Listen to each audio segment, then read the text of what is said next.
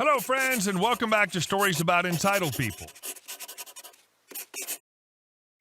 And they say there's no such thing as a perfect revenge story. This one's hopping incredible. I guess you could say this neighbor's revenge multiplied like... Well, you'll understand after a short pause. But before we begin, best way to support our channel is to leave comments, like, and subscribe with the turned-on bell so you don't miss the new video every single day. Here we go. Force me to get rid of my pet bunny? Enjoy the bunny apocalypse. This was actually my neighbor's revenge. When I was 9, a new neighbor moved in across the street. They had a 9-year-old girl who had 2 pet bunnies. I became fast friends with the new neighbor, and several of the neighborhood kids would regularly come by her house to play with the bunnies. For 2 years, everything was fine. No one had issues, and we all lived happily in our white picket fence neighborhood. Enter HOA a-hole. Now, HOA a-hole lived on the other side of new neighbors. Our HOA was fairly reasonable. Don't paint your house neon pink, cut your grass, otherwise you're safe. But HOA a-hole was high-ranking on the board and had a tendency to nitpick about stupid things. After 2 years, HOA a-hole had gotten bored and decided it was a problem that new neighbors had bunnies. Why? Because deep in our HOA bylaws, it states that you cannot have any non-domesticated pets. Bunnies, even though theirs had never been left outside or hurt any of the kids, were considered non-domesticated. HOA a-hole made a stink to the board and insisted that something be done immediately. HOA sends a letter that the bunnies get gone ASAP or fines would start accumulating. New neighbor tries to go talk to HOA a-hole and explain that they're his daughter's pets, harmless, etc. HOA a-hole wanted none of it, smirked and told his daughter to tell bugs bye-bye. What HOA a-hole didn't know is that new neighbors were only a few weeks away from moving back across the country to be closer to family. They'd done a private sale on the house, no signage outside, and most people didn't even know. New neighbor could have just ignored the letter and he would have been gone before the fees could hit. But no, that'd be too easy. What did he do instead? He drove to a friend's property in a rural area of town, captured 4 wild bunnies, and set them loose in the neighborhood the day before he moved. And boy, did those bunnies do what bunnies do. And where did they do it? In HOA a-hole's backyard, where he and his wife had spent years creating a bushy, flowery oasis. Within a month or two, the bunnies' population doubled, a few more, and it tripled. Within a few months, our neighborhood was overrun. For the most part, they were harmless, stayed out of the way, and added a homey feel to our yards. For HOA a-hole, it was havoc on his beautiful yard, and he spent months petitioning that the HOA eradicate them to no avail. 20 years later, and the neighborhood is still a bunny hideaway.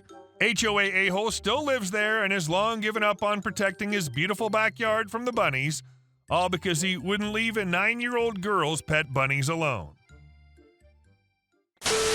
And our second story. Scream at me. You've invoked my Terminator mode. I ride my bike back and forth to work. 99% of the time, it's completely without incident. However, one afternoon, I encountered a couple teenage D-bag wannabes. I was riding home. The wind was in my face, so I could hear very well. When I heard the car, I turned my head to see it and realized it was right on top of me. I was on the far right side of the marked bicycle lane. The car was close enough to me that it was almost touching me. At the same time, the kid in the passenger seat screams at me. I'm not so ashamed to admit it startled the crap out of me. The kids are laughing and drive off. I give them that all-American one-finger salute. Resigned to the fact that there isn't much I can do about it, I shake my head and think about how these kids have no idea all the possible bad outcomes from their actions. I watch the car as it drives away, noting make, model, license plate, etc. I crest the hill I was on and saw the traffic light at the bottom of the hill about 100 yards away. The light was red and the offending BMW sitting about 15 cars back. I pedal as hard as I can to try and catch it. My plan was to pull out my iPhone and snap, or at least make a big show of, some pictures of the car and the kids. These were younger kids, likely haven't had their licenses very long and were likely driving Dad's car. I figured them seeing somebody taking pictures of them would let them infer a civil complaint, maybe some police action, maybe nothing, but it would make me feel better. I came flying down the hill and wanted to stop slightly behind the car, but ended up stopping in front of the car. I tried to get off my bike and my adrenaline started pumping, causing me to get my feet tangled up in the pedals. My bike started canting over in front of the car. The driver started going around me, but couldn't really go anywhere because traffic was stopped. One thing you need to understand about me is I am, apparently, an intimidating person. I'm not very tall, but I have a very broad chest and shoulders and look mean. I don't see it, I never thought it, but in all my years in the Navy, I can't tell you the number of times I've heard something to the effect of, "When I first met you, I was scared to death of you."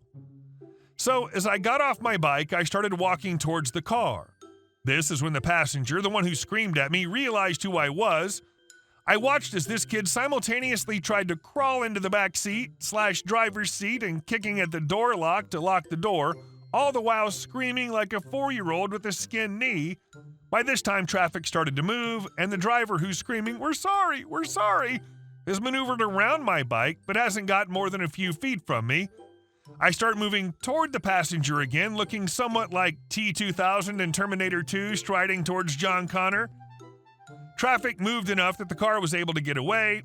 I got back on my bike and drove away, feeling self-satisfied that there are at least 2 future D-bags that may stop and think about their actions before they hurt someone.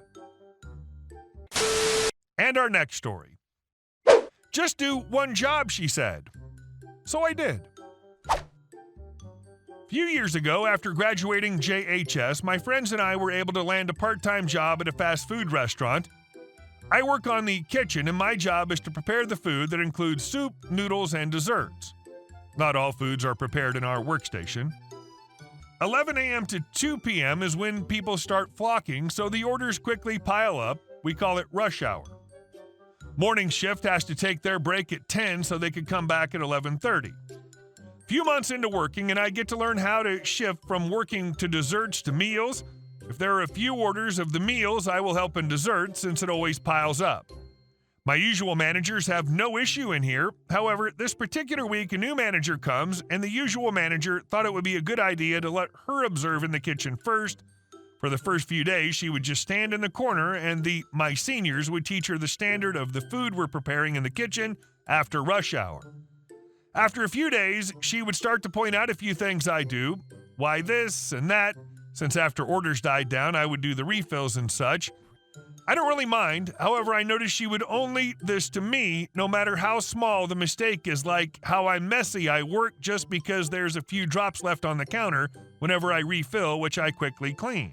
As rush hour comes, my senior started his break a bit late, so me and my newbie coworker, in charge for desserts, were the ones in the kitchen.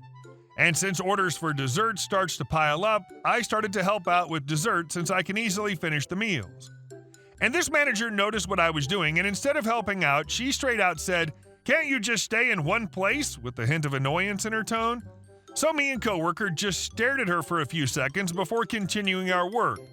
Then she grabbed me in my arm and dragged me in the parallel workstation where I prepare meals, said, "You have one job, do it here," even raising her tone. I tried to explain that I can still do the meals while helping out the orders for desserts are starting to pile up, but still said the same thing. And so I did the orders just for meals. I pity my coworker who starts to panic since there's a lot of follow-up orders, and whenever I look at her, she would just stare at us. My senior, who just came back from his break, quickly helped with the desserts, and me just taking my time in preparing the meals. After the rush hour, my senior asked me why I was not helping with the desserts and why I let my coworker, who just started recently, to do the work. I tell him what happened, and my coworker also told him what happened. Good thing he related to our usual manager, and she never did it again. She would still point out every little mistake I did every now and then, but would let me do my work peacefully.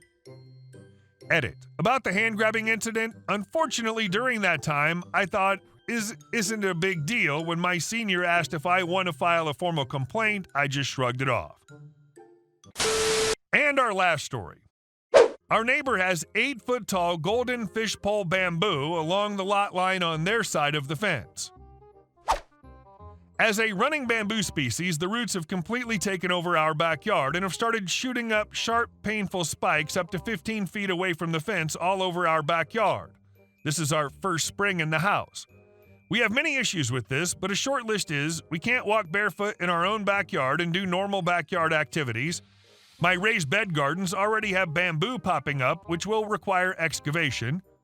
Shortly before we found the issue, we installed an inflatable hot tub, which is now at risk for popping. It looks like it may be the cause of the cracking in our concrete pad/driveway on the other side of the lot line, found roots 2 feet away and headed that direction. I'm finding bamboo shoots 1 inch away from our home's foundation, and I'm concerned about it deteriorating faster because of the extremely strong root system. After a short Google search, the responsible way to plant running bamboo is a rhizome barrier 2 to 3 feet deep and 6 inches above ground to prevent invasion into adjacent properties, but this didn't happen. I've struggled to find Michigan info banning this species, but there is online unanimity that it's invasive and would be irresponsible to plant on a lot line without a rhizome barrier. Now our entire backyard will need to be dug up as we play Find the Invasive Rhizomes, starting with where shoots are popping up, then dig 2 to 3 foot trench and a 6-inch tall rhizome barrier will need to be installed along the lot line for 3/4 of our backyard and 1/4 of our front yard. We are super not excited about this. Of course, I'm going to try to have a friendly chat with the neighbor and ask for their physical support and root removal. It's going to take hundreds of hours with just my husband and I, and we could use the help, if they're able and willing, and either removal of the bamboo or financial support for the trench/rhizome barrier on our side to prevent future damage. This seems incredibly fair, given it would be thousands to pay a service to remove the roots and install a barrier, but we think we can do the labor mostly ourselves and just want financial help for the rhizome barrier. At this point, I don't know how extensive the damage is to the house or driveway, so I don't plan to ask for anything in regards to that, unless new damaging information is revealed during rhizome excavation. Edit. It's not Japanese knotweed. There is no HOA. Update. We decided to be more upfront about bringing in a specialist at their expense, as it was their irresponsibility that led to this gigantic nuisance and damage. No result, so we went to court. Since they planted the bamboo and not the previous homeowner, the court made them put up the barrier entirely at their expense. Hey guys, thank you all for watching the video. I'll see you in the next one.